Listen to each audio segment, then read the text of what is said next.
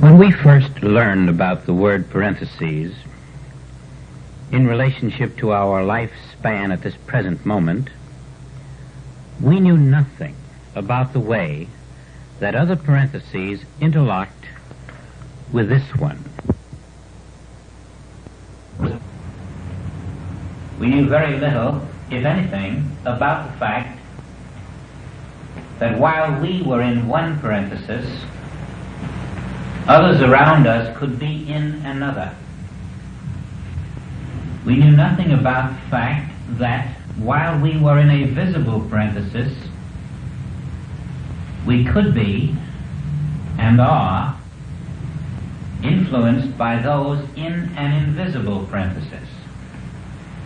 And so tonight we want to take the idea of parenthesis as we originally knew it and carry it forward a bit to see that the interval, the interlude, the fragment that we may now experience is interlocked with yesterday's parenthesis and with tomorrow's, and that every moment we are writing our tomorrow. Now beyond that, because of the fact that those who have made a transition are never far away, we are communing with them. We are walking in their light, as it were, and oftentimes, without the realization of it, we are moved by them. Now you can see that very clearly when you realize that you, in your present level of development, will naturally reach out to help others. They may not always know it. You will do world work, you will give silent treatments, you will bless without any standing in the public eye, you will be praying in secret. And as the eye of you is lifted, lifting the eye of those around you, so, in the same manner, those who have gone higher than we, as the eye of them continues to be lifted, it lifts us and we feel their influence, even though we may not be able to identify them. In some cases, they permit us to identify them. In others, their work is just as silent as yours when you see a beggar on the street. Never will he suspect what is going on in your consciousness, and sometimes never do we suspect what is going on in the consciousness of Joel, Buddha, Jesus, John, Peter, and those anonymous ones who perhaps just 50 years ago moved on and up into a higher parenthesis. Now the reason a circle is used to designate the circle of eternity is similar to the wedding band that you put on a woman's finger.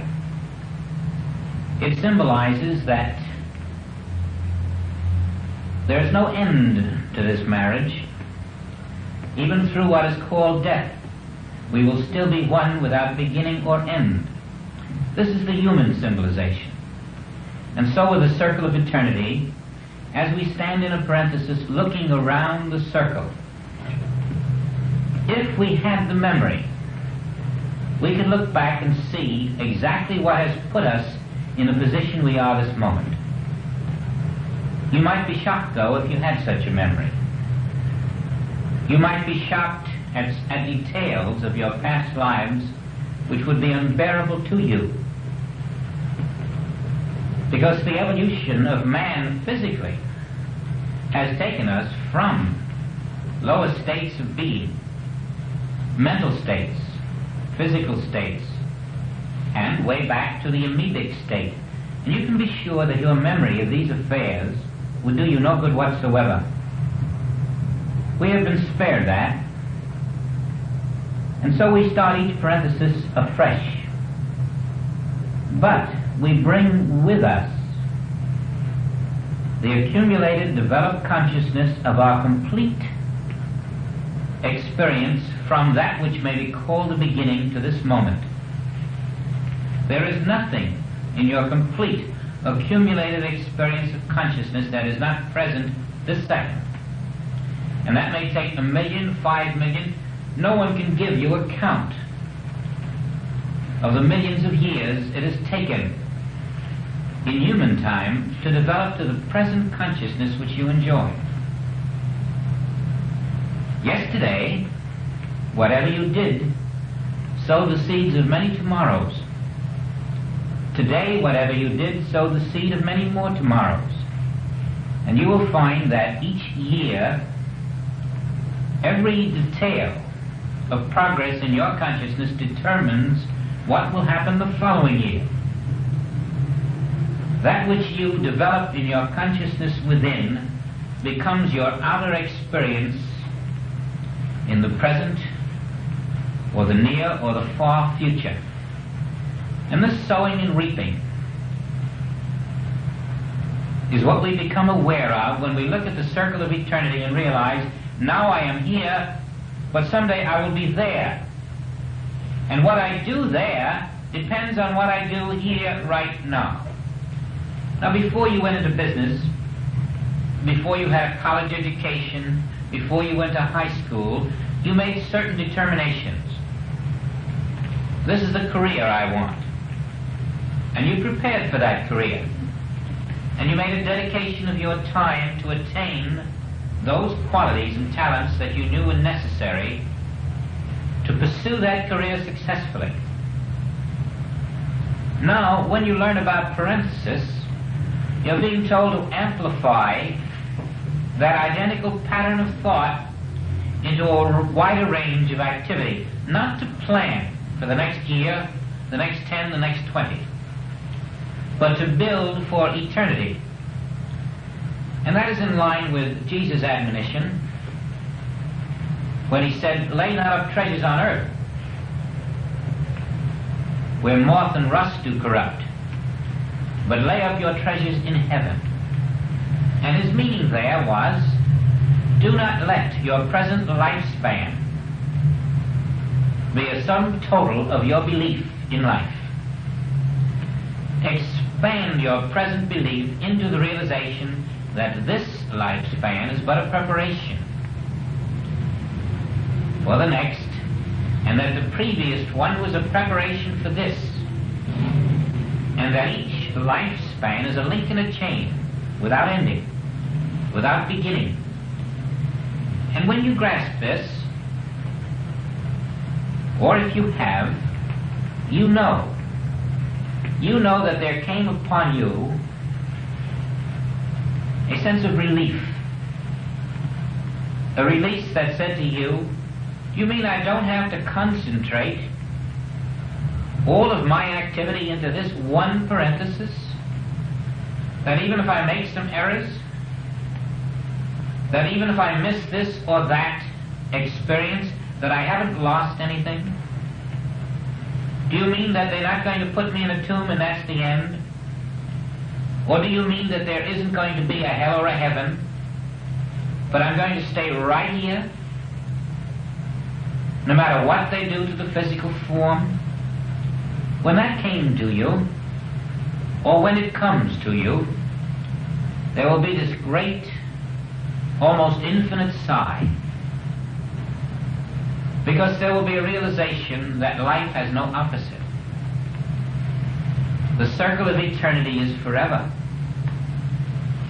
and every lifespan is a school for the next lifespan. This is the boot camp. We are prepared in such a way that when we move into the next parenthesis, we have a new consciousness, a consciousness that is now prepared for that experience in such a way that we can handle, survive, express a wider range of consciousness than the previous one.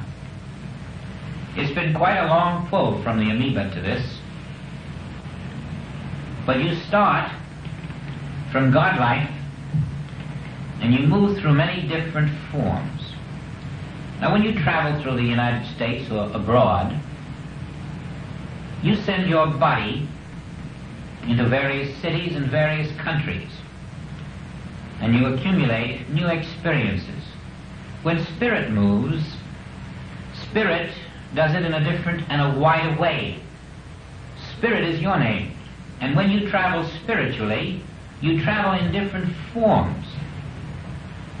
When you travel humanly, you just change the luggage. When you travel spiritually, you adapt yourself to a new form for each parenthesis. And sometimes the forms are radically different than a human form. So that your complete self, as it journeys through each parenthesis, may be in a form that is not human. It may have been in an animal or vegetable form or mineral form. And it will evolve into still newer forms than this kind of form. And if you try to cling and hold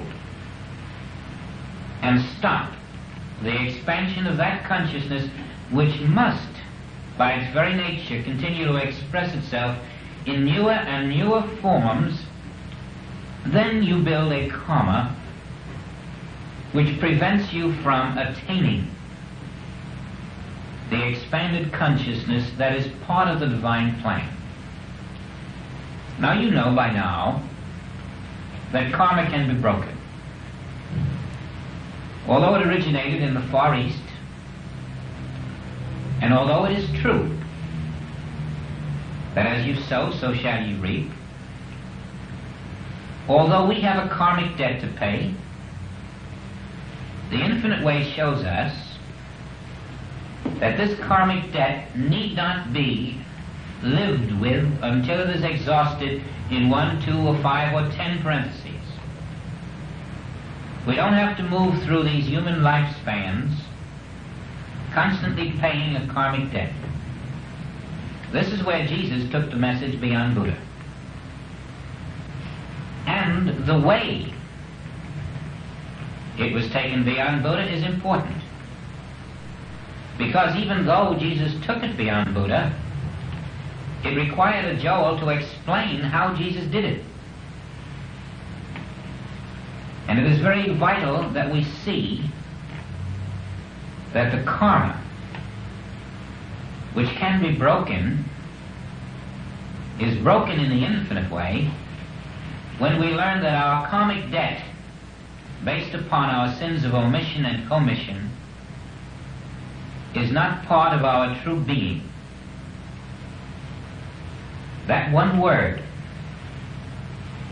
impersonalize your karma, is responsible for the progress that we are making and will continue to make.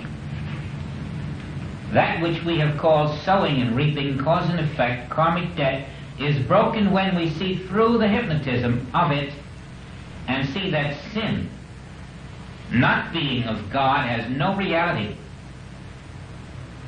And therefore this which is called sin is not a part of me.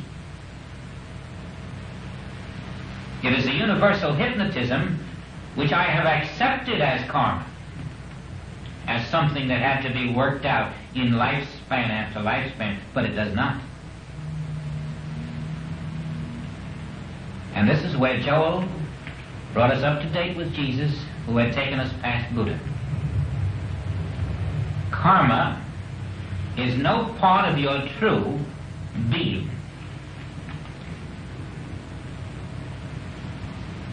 Karma is the mirage, the conditioning, the brainwashing of accumulated errors of centuries, which we have accepted.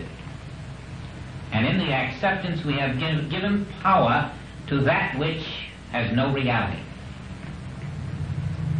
And therefore in this parenthesis, this one, when you break the law of karma, you have taken the accumulated centuries of karmic debt, which have bonded you, which have shackled you, which have fettered you to the limitations of humanhood, and you are free, ready to make a transition to a higher state of consciousness into another parenthesis in which you join. While here, those spirits who have moved on as you will and tabernacle with them, letting their expanded consciousness be the light through which you are lifted still higher. This is our important parenthesis. Everyone has been important to the point that it was necessary. But it was necessary to bring us to the point where we could break the karma. Now, as you look around at your parents,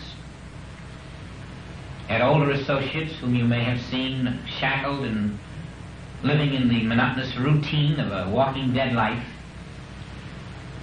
unquestionably you have felt a sense of pity, a sense of sympathy. But yesterday, somebody was looking at you that way in a previous parenthesis. We have gone through that, and they must go through that. Remember, evil does not exist. Whenever you see a sense of evil, a sense of unhappiness, a sense of suffering, remember, it is part of the illusion. Behind that is the reality of self, spirit, God. And that which is happening is a necessity. It is happening because there is no other way to raise that individual to the point where that individual will break their karma. And perhaps I can explain it this way. It's that woman who said to me, if I take the wrong bus, it's the right one. It has a purpose. And so it has. Now when you look out and you see the grapes being crushed, if you didn't know that this was to make wine, you would say, why are they so destructive? And when you look out and you see the seed buried under the ground, if you didn't know that's the way you get a tree or a flower, you'd say, why are you putting that under the ground? But so it is necessary to do, to bury the seed to get the flower above the ground, to crush the grape to get the wine. And even though it may seem cruel to our human senses to see suffering and agony, there is no other way in which that individual can be so impressed as to ultimately leave those activities which caused this karma to manifest. The will of the Father is your perfection in all things. And as you know, when you depart from that will, your karma begins. And so as you walk into the marsh, you sink deeper. As you walk further away from the will, from the rhythm, from the purpose of your own life, you sink deeper. And the deeper you sink, the more you realize that that's the wrong direction. Now, if you had a chance to talk to some of the younger folks, you would be surprised at how impossible it even appears just to speak to them and to see where they stand. Who, me? Oh, I have nothing wrong. Everything's fine with me. What do I need that for? A very superficial, almost totally shallow point of view toward this parenthesis. And the karma follows. If it didn't, there'd be no turning. Now to you it's very strenuous when you see someone suffering deeply. But remember, they're not suffering deeply. What is happening is only the visible sensation that we experience when we look out of human eyes. In the invisible, all that stands there is the perfect Christ. And as you learn to look at that perfect Christ, you will say, this is a necessary appearance to convince that human mind that stands there, because it will now go into the next parenthesis and it will take with it that experience in such a way that something subconsciously will turn within, away from this experience, and in the next experience you will find a higher consciousness. And all of the agonies will be forgotten. Now, there are many interesting points about a child coming back with a musical talent, a mathematical talent, an artistic talent, a religious talent. You say, here's a child that's 4 years old, and his musicianship surpasses many of the masters of today. His name is Mozart. Or here's a child who can do this, and here's a child who can do that. And you realize very quickly that within those few years, he could not have developed this talent. It is the accumulation of many other parentheses before it. Now, by the same token, and this is an important development in Joel's work, how about the fellow who displays an aptitude for crime? Isn't he bringing forth a consciousness from his previous parentheses, just as the child brings forth a musical talent?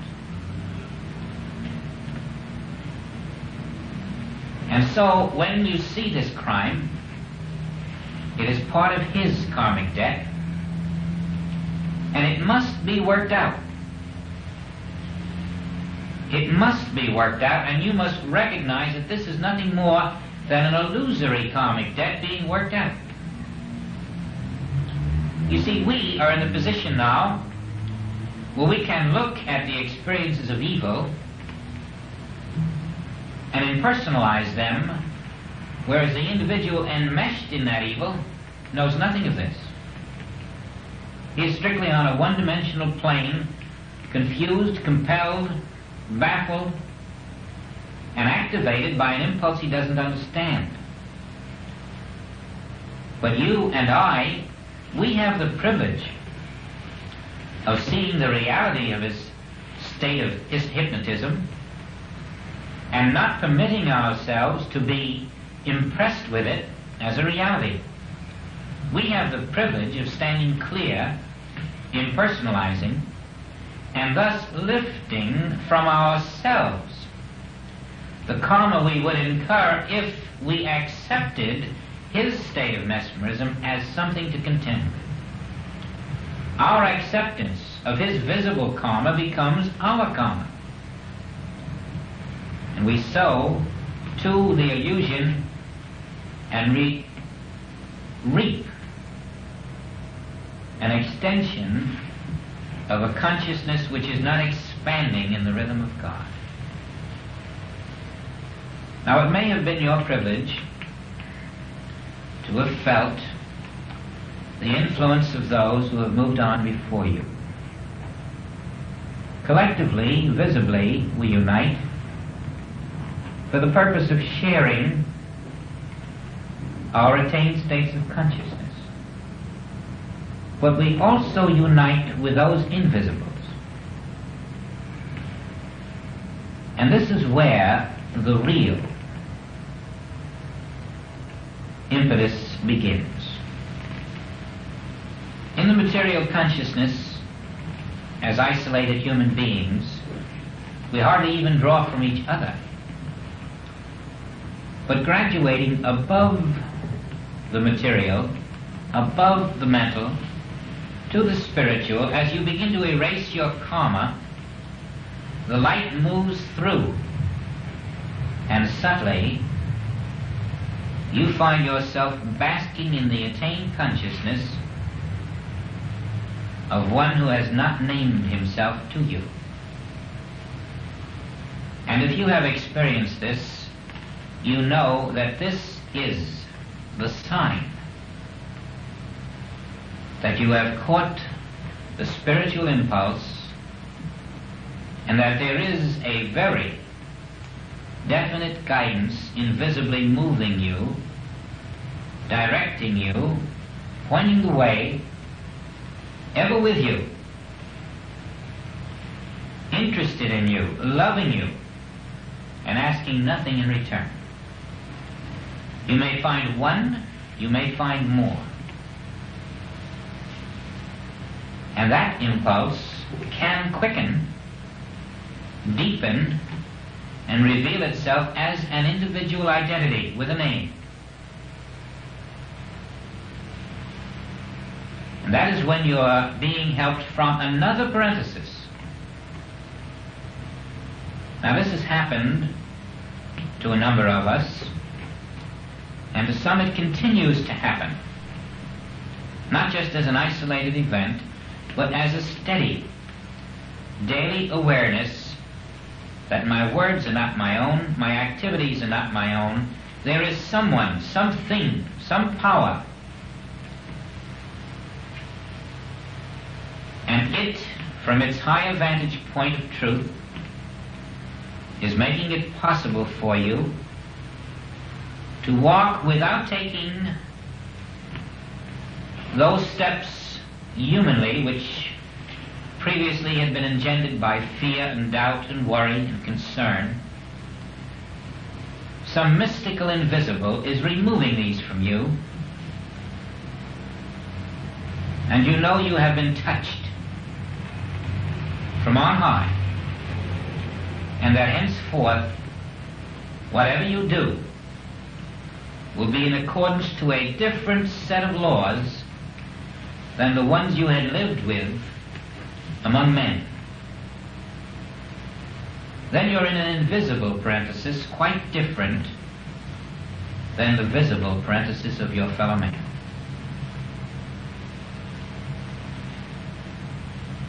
Now occasionally this happens to me, and it is named. But always it happens without naming. And there is a subtle guidance which dictates from a higher source. And although I have never had the previous experiences of knowing this accentuated with the transition of Job. I might add that it happened to quite a number of people with his transition. Students around the world, for weeks after that, reported an impetus. They didn't know what it was, but they felt something. Now that was very marked with me. A letter from Emma, way back 4 years ago, said, it was July, if I recall, a month after his transition,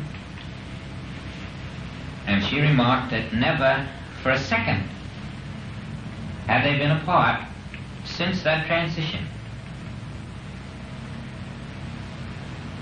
Now this could easily be ascribed to a vivid imagination, but there are signs following, and each must find his own signs. The signs that follow are always a form of harmony, and a form of something that happens which is beyond the usual.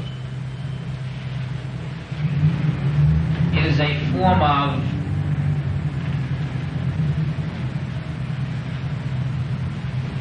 a mystical magic in which there's no earthly explanation for what happens, and yet it happens. And it can be a giant thing or a small thing. It makes no difference. But always the evidence of the invisible comes forth into your visible experience, and you merely sit still quietly and say, "Thank you, Father."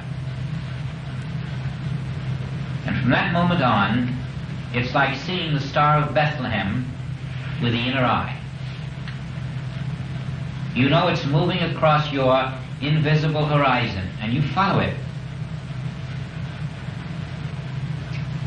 Now this particular parenthesis we're in is the crucial one for those who are learning the absolute truth about their own being.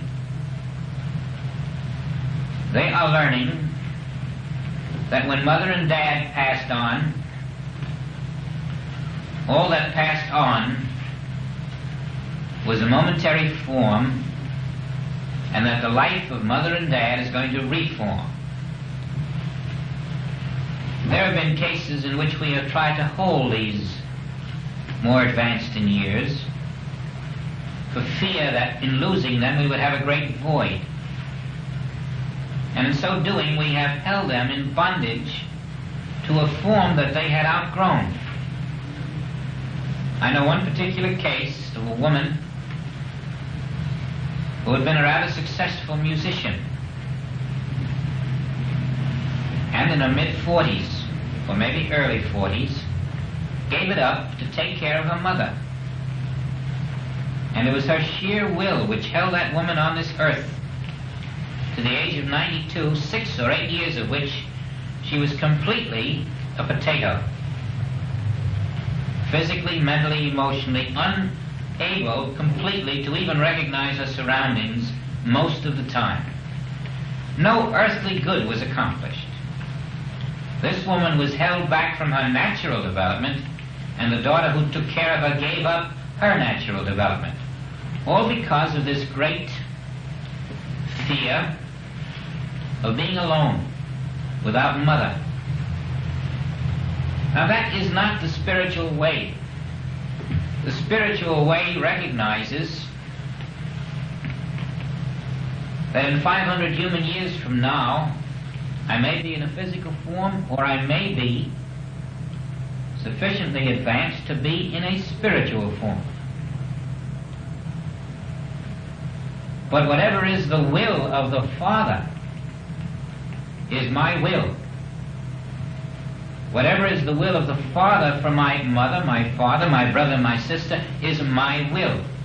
Sometimes what we call death is a great release for those. They are released from their pains and their miseries. It's a blessing. And they are released to their next experience, and the karma they have developed must be paid for, and will be paid for. There is nothing they can do about it.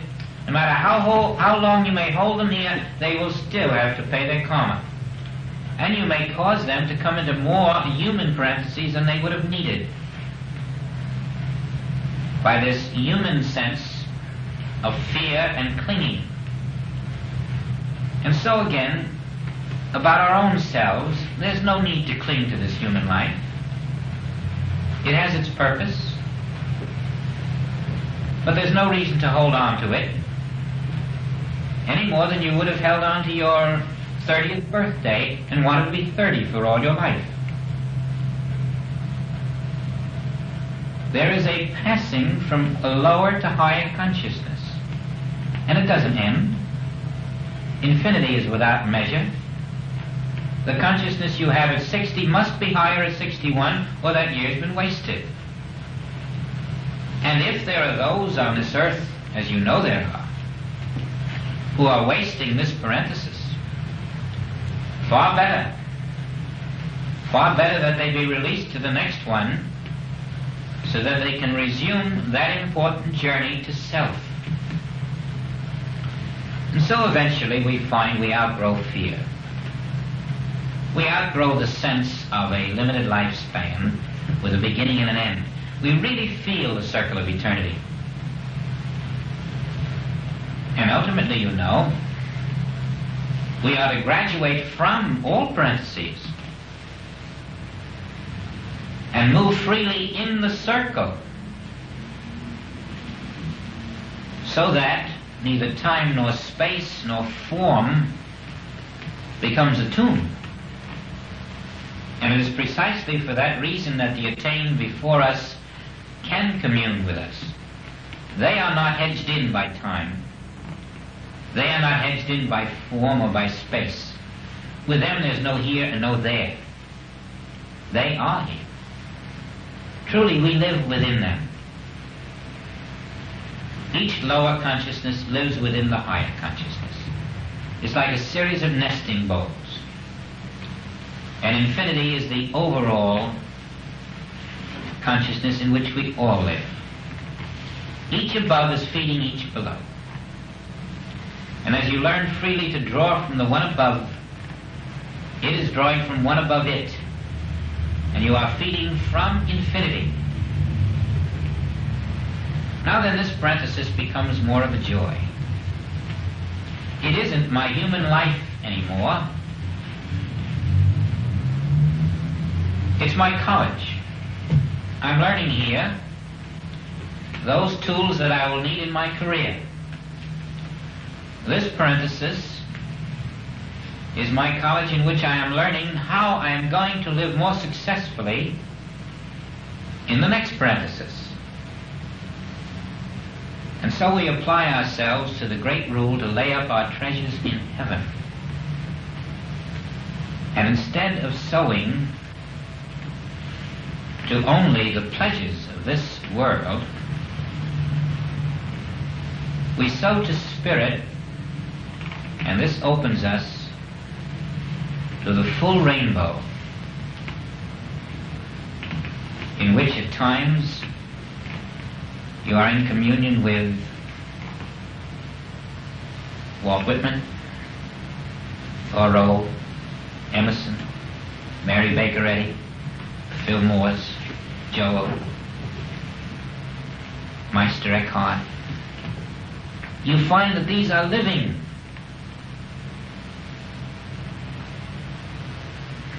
And they are welcoming you. And no longer do you waste your time only on the level of the visible. When you came to this plane of consciousness, it was because that was the result of each previous experience that you had absorbed and drawn to yourself. And as you rise to your spiritual levels, you draw to yourself your own household of God. You draw to your household those on this plane and those in higher planes, just as they are drawing you to them. And then you find you join with Jesus, who says, "Who is my mother?" Your associations change. Those who are not of your household are drawn away, and those who are of your household are drawn to you. Not only your household in personalities, but in circumstances, in experiences.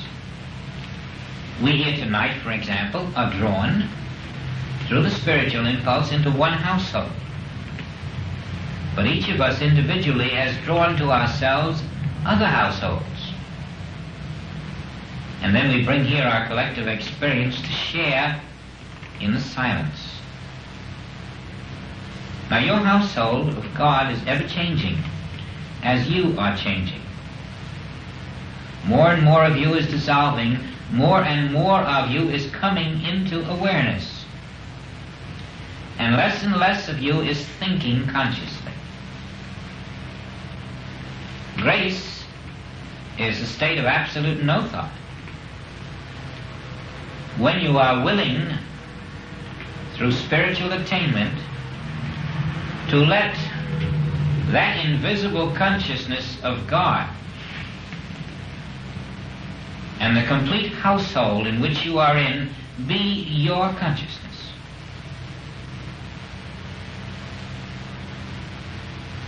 Now try for a moment to go back 500 years.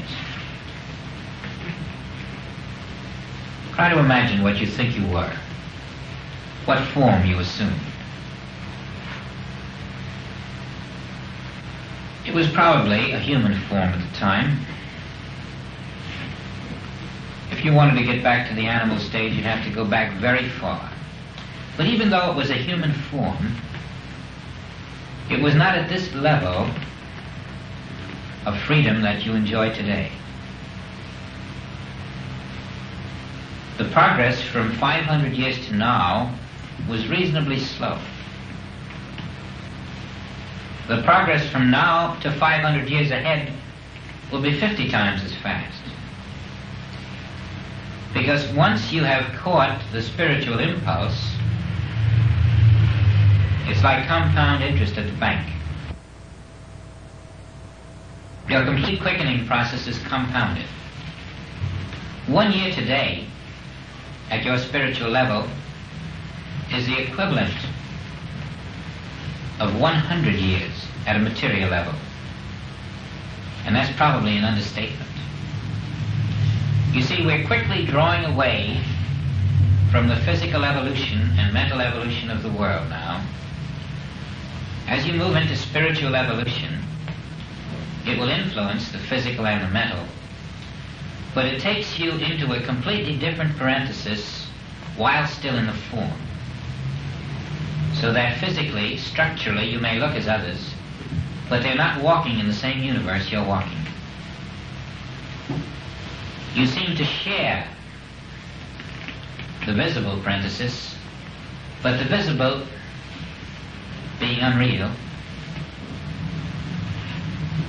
is hardly a thimble compared to the invisible in which you are really walking and drawing from. Now, when Joel attained, before this parenthesis, he came back and he announced in this particular book, this particular chapter, that those who return after having attained do so either voluntarily or under instructions to fulfill a mission. He didn't specify which one had been his, although he spoke about it to a few people privately. We who eventually expect to pass out of this physical universe may volitionally or under instruction return to a physical form. And therefore, because others have done the same, there may be others around you that you're not aware of who have done that. For instance, when Joel was around us, very few of us realized that he no longer was fulfilling a human life. He makes that statement, when you return after transition, through desire or through instruction, you no longer fulfill a human life. You're no longer even concerned about it. You don't try to live it. You strictly are here to fulfill that spiritual mission, and that's all you do. Whatever is the human life just takes care of itself. For example, looking back at Jesus, he hadn't come to fulfill a human life. He came on a mission, and he wasn't concerned about what he did as a human being. So was Joel. Now, we may not do that. We may find that our work is completed as far as we're concerned, but it is important to know that there will be, and must be, and can never be avoided, a transition into that spiritual life in which there is no human self to stand in the way. There will be that transition. And every parenthesis that you return to in a human basis is for the purpose of preparing you further for that transition. And when you know that, you must further know that by standing in the way of it, you are blocking the divine will. And blocking the divine will or violating divine will is karma. Now, all around us in this world today, nations striving to retain some sense of national identity, some sense of personal salvation, some sense of possessiveness about the physical things of this world. These are not you. This is where you have been. And you must recognize the unreality of their position. You must see that this is a road you have traveled. When you look at poverty, when you look at starvation, be sure this is a road you have traveled. And think back for a moment at all of the unfortunate experiences that you can recall, forgetting those that you know nothing about in previous incarnations. Every unfortunate experience you have had was vital. If you took them away, you would not be on the spiritual path. They were necessary to force you, to turn you. They were the great big detour signs that said, don't go this way again, go that way. And so it is with the poverty and starvation and insanities and murder and rape and war that you see all over this world. You may not think so, but what they are detour signs telling someone else, don't go this way again.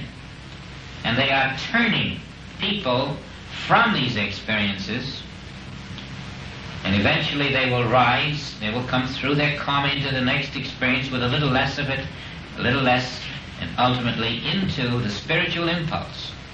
But take these experiences away from the world and they will not turn to spirit. Give them contentment, give them enough food on the table, enough money in the pocket, and enough of the pleasures of this world, and they will not turn to spirit. They will want to preserve a parenthesis, and it cannot be preserved. We must build for eternity. And so please, do not feel badly about someone's suffering.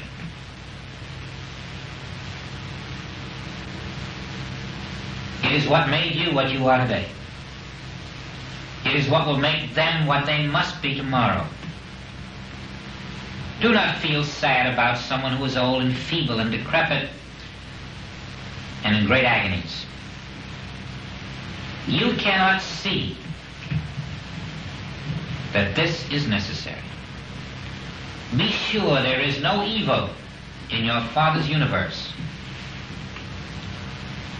Be sure that all of us have traveled that road. Some may still have that road to travel, in greater or lesser ways. It depends on where you stand spiritually. Everything is being done to chasten us. It's as if they were taking an impure mineral and putting it to the fire, chastening it to make it pure. We are the child of God. We have erected a false personality, a false sense of life. And this false sense of life is the tomb of our identity. And that identity, moving through that tomb, eventually emerges as the risen Christ. Do you think that when you are Christed, that you will stop moving up into new experiences? Do you think that Joel is still not learning? Do you think that Jesus has stopped learning? Infinity is forever. And so when you are in the next plane, when you are in Christhood, that at that time will be like humanhood is now. And you'll be working toward your next parenthesis. And whatever that's going to be called, that will be a prelude to the one after that. And you may be sure that as the living Christ in your next parenthesis, or your next level of consciousness, you won't be in this kind of a form. And you won't cling to that new kind of a form.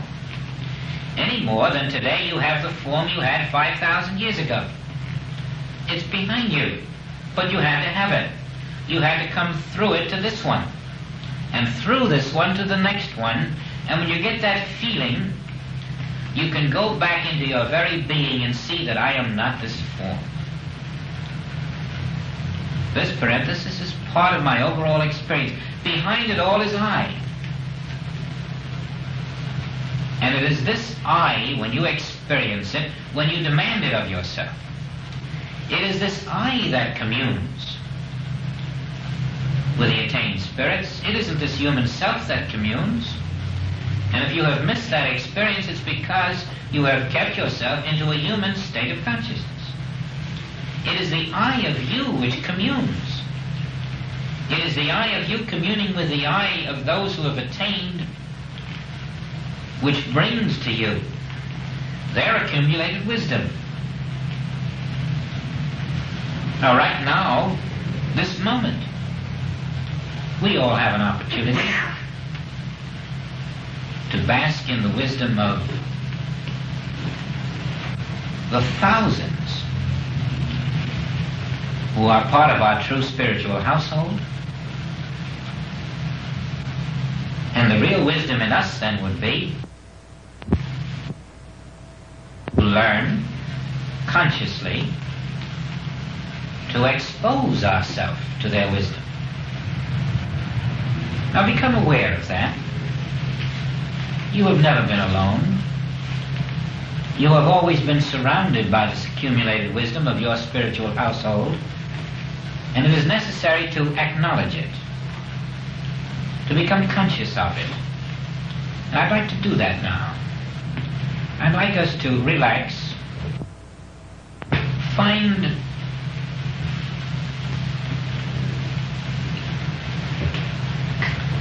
your position, not only in this parenthesis, but as divine self, and know that when you are in divine self realized, all who are in divine self realized are part of your household. You are all one household at that moment, and whatever happens to be necessary for your experience will appear first invisibly through omniscience of I, and then through omnipotence of I. That omniscience will transform spirit in such a way that to your visible senses your need appears. This is when you're in the divine self. Now then, when you're in the divine self, you are not in a parenthesis. You are not in a beginning and an ending. You are in the circle of eternity without the beginning or the ending of a parenthesis. This is how you step out of it. This is how you step into the full circle. The realization that I am divine self.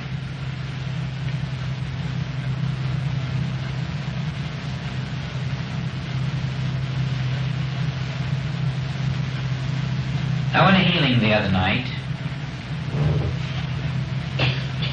clearly stated within was,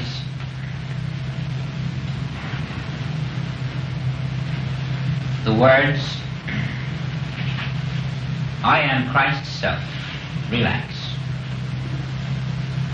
Now, as this comes to you, I am Christ's self. Relax. This inner revelation is telling you that the Christ is on the field, the Christ is the I of your presence, it is the self of you, it is omniscient, omnipresent, omnipotent. Relax. And then, as you realize I, the Christ self, can never leave you,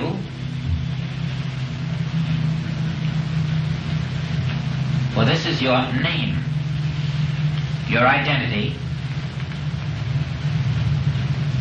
let yourself be lifted by that Christ self with no effort on your part.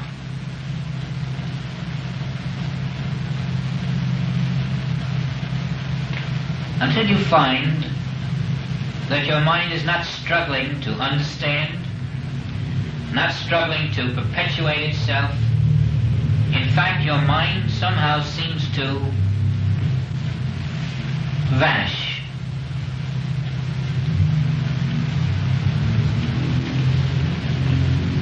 And you are left in a great, infinite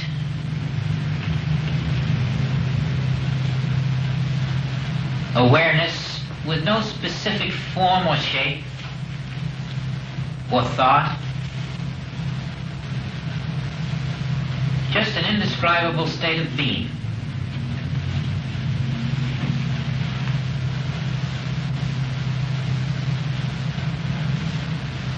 Lost in your own soul.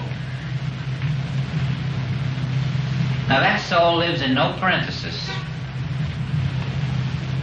That soul draws from every parenthesis. It draws from all that is eternal.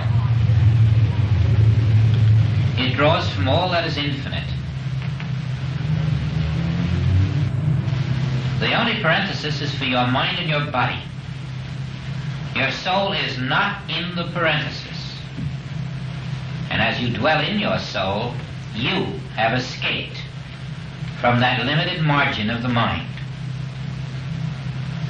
You have transcended the parenthesis. You are one with all spiritual reality since before the world was.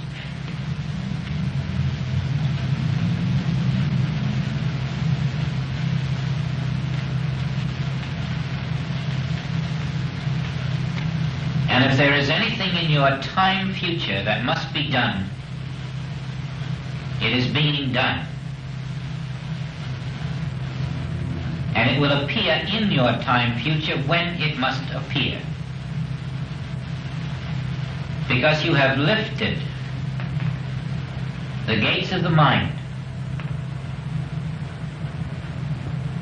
You are not allowing yourself to move between birth and death.